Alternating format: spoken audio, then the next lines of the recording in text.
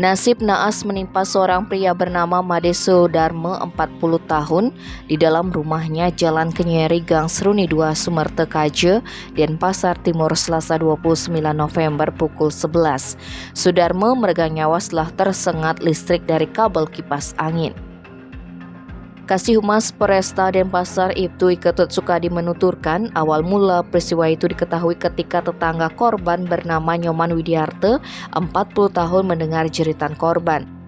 Saksi Widiarte pun segera mencari sumber suara itu yang ternyata berasal dari rumah korban. Dia pun memberitahu keluarga korban yang kebetulan tidak jauh dari rumah tempat kejadian perkara.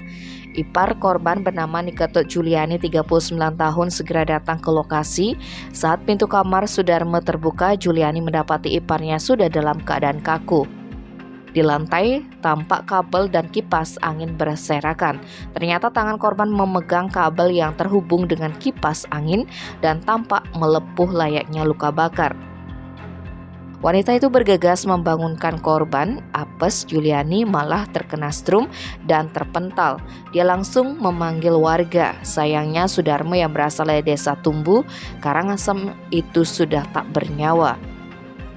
Sekitar pukul 13, petugas Polsek Denpasar Timur dan tim Inafis Polresta melakukan olah TKP.